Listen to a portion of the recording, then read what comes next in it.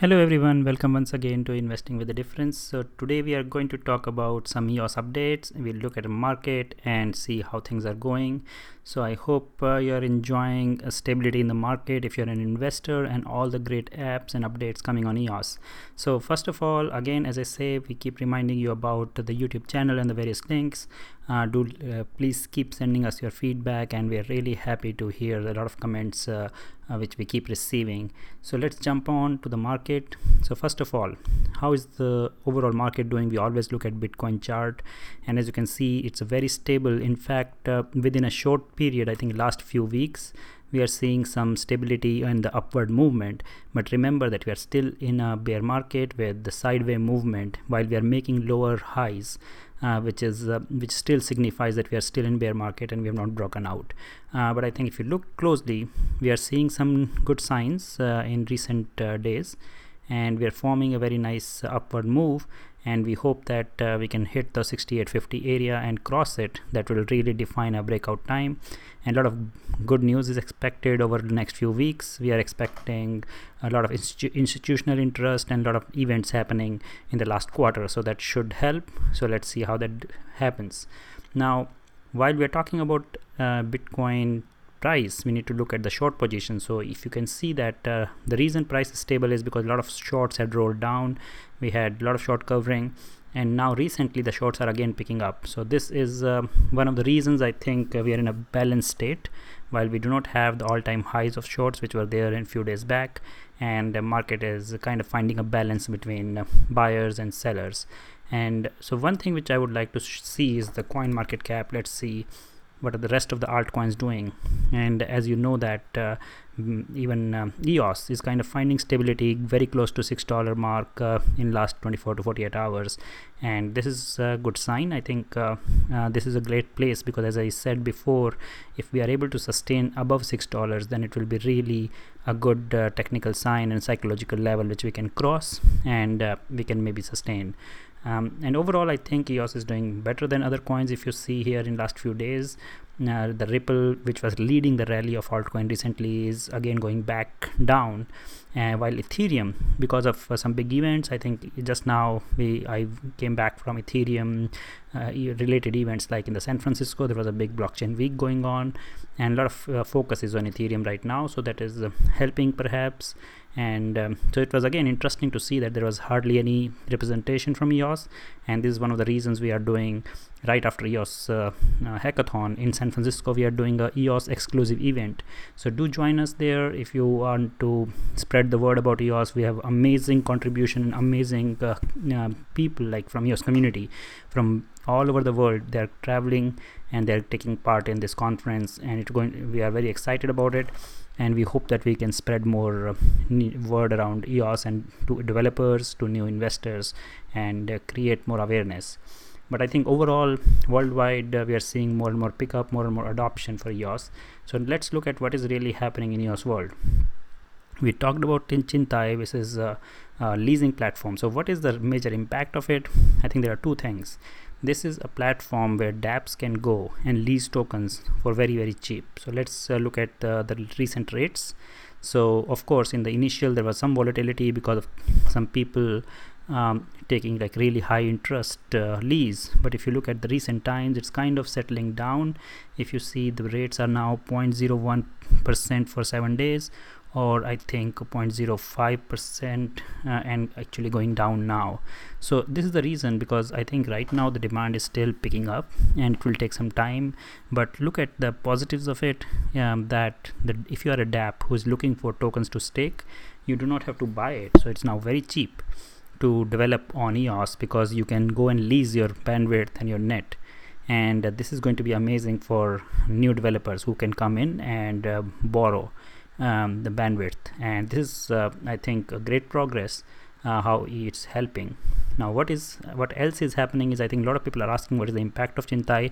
I think one thing is, it's still in early days, so I think once the demand picks up, maybe the interest rates will pick up. Right now the returns, if you are lending your tokens, is very low. But I think one more thing people are not understanding is you are actually transferring your tokens to Chintai. So you need to first unstake them. If you have staked tokens, you have to unstake from your account, you have to transfer it into their account, and after this 7 days or 14 days or 28 days, you will have to wait for 3 days for unstaking before you can participate in this leasing program again. So there's going to be some extra work here because it is a platform which is run by Chintai and not running through the system contract. So how Rex will be different? A lot of people are asking me on Telegram, what is Rex going to do? So Rex is going to be built within the system contract. You will not have to send your tokens, and Rex is also going to be designed to lend your tokens to developers and get rewards. But that will happen right from your account while your tokens are staked, while you have voted. And what we are learning is that in the code itself, so if you go to the GitHub, you can see this code, and this is the block.one's contribution. They are actually forcing a person to vote for 21 block producer before buying Rex. That means you cannot get Rex rewards or you cannot lend your tokens unless you vote for 21 block producers, which is great because I think this is exactly what we wanted from the system. We want people to vote for at least 21 or hopefully 30 block producer. More and more people will vote, and one example was that EOS airdrop, where they gave more tokens and rewarded token holders who voted for more people. So we need such kind of rewards built in, which really helps voting, which really helps clean up the system where some of the whales may not be able to control it anymore if there are more rewards for staking and voting. So this is going to be very interesting. When will it come? Nobody knows yet. The good thing is the code is already being developed. It is already visible on the GitHub, so I'm sure block.one is working very hard on it. Hopefully it will come out very soon, and once the code is available, of course the block producers will test it. There will be a voting of block producers to implement this code and roll it out. So I would say that the best case is towards end of the year, but I'm sure that it will come very soon. We are already in October, and hopefully by end of this year we can see this kind of reward system and more and more staking and more voting. Now, while we are on the topic of voting, we are very excited to see, I think, the growth of proxies. Not just our proxy, but we are seeing a lot of other proxies are now gaining a lot of voters, which is a great sign. I think this is the sign of emerging and maturing democracy, and more people are using this proxy system. So do check out other proxies. We never promote only our proxy because I think ultimately the goal is you need to align with whoever you associate with and go and find out and go and vote. That is most important because proxies are doing a lot of hard work. If you see, many proxies like us are voting for 30 block producers, and some of them are almost 30, which is a great sign. Now, one thing which I would like to remind you while we are talking about voting is our investing with the difference proxy DK has increased recently. We used to be below 3%, and so I would like to remind all of you to refresh your proxy. We are also talking to Greymass Wallet. In the next version, they're going to make it easy. By a single click of refreshing, you can refresh your proxy rather than re-entering the account name. So we are working with them. We had and they have already created this change in their code. Whether it will be released in the next version, we will soon know. But I think we are trying to help you refresh your proxy easily, and we will keep working on those items. But I think right now you have to do this action. You have to go and update your proxy, and we're also going to be putting a referendum in place to reduce proxy decay, and that is something we are already talking to many block producers, and hopefully we can get this voted on once the referendum system is in place. Right now the referendum system is not yet active, and once that happens, hopefully we can make these changes and convince people to make life easy for voters like you who are using a proxy.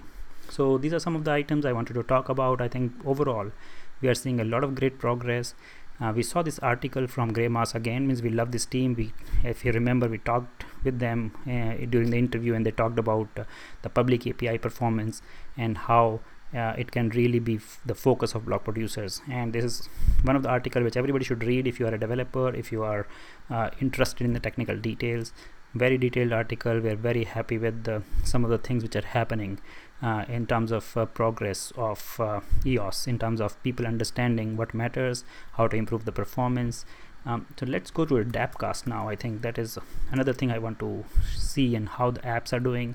So I think a lot of people are talking about what kind of apps are really flourishing right now, they are mostly gaming apps. And the reason it is because games are like really on blockchain. No other platform is able to give you fast responses, and gamers are really loving it. Now one of the apps, Bet Dice, they are kind of a dice app which is came late, but they are right now topping the chart. So what they are really doing, they have created a lucky draw every hour for you to go and grab some EOS. It's very small, it's 0.005 EOS which they are giving to you. If you're lucky, you may get up to 50 EOS. That is one in 10,000. That's the odds, and that's how they're attracting. So it's just, you need to see how interesting it is becoming, how they are trying to engage with users, how they are bringing more users to the platform. So these are the kind of learnings through this. These are like, while these are just simple gambling apps, I think they are giving a lot of ideas to more serious apps on how to create engagement, how to really get adoption. And that is what is exciting, that we are seeing amazing amount of adoption. And if you see, EOS Bet is still topping in terms of the money being played on it, but in terms of number of users, Bet Dice has actually brought in so many people who are now using Scatter or some kind of a wallet like the Lynx wallet and whatnot. And that means more and more people are actually using EOS, not just keeping them in cold wallets like what happens with Bitcoin, Ethereum. People never use them. So EOS is designed to be used, and that is one positive out of all these gambling apps. While I think we will soon see more and more apps coming out, and I'm happy to see even Chintai in this top dApps, that a lot of people are using it, and we are going to see more and more interesting things happening.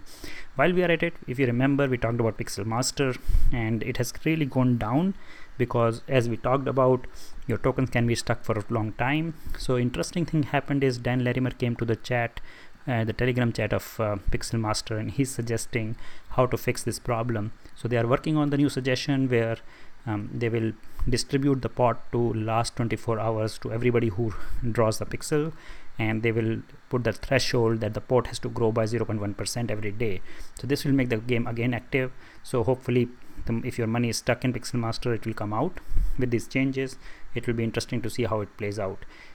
Now it's interesting that Dan is actually taking interest in it, not just because of the game. Of course, it's kind of a pyramid scheme, and people just were having fun, while some people got too much into it.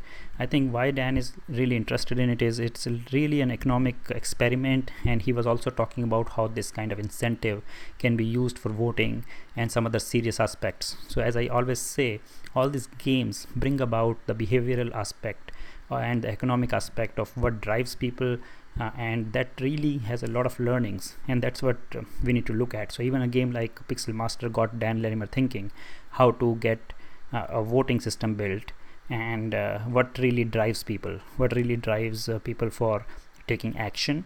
And these are the kind of things which I always talk about, as you have always something to learn when you look at real money being used, whether it's a gambling game or it's a pyramid scheme like Pixel Master.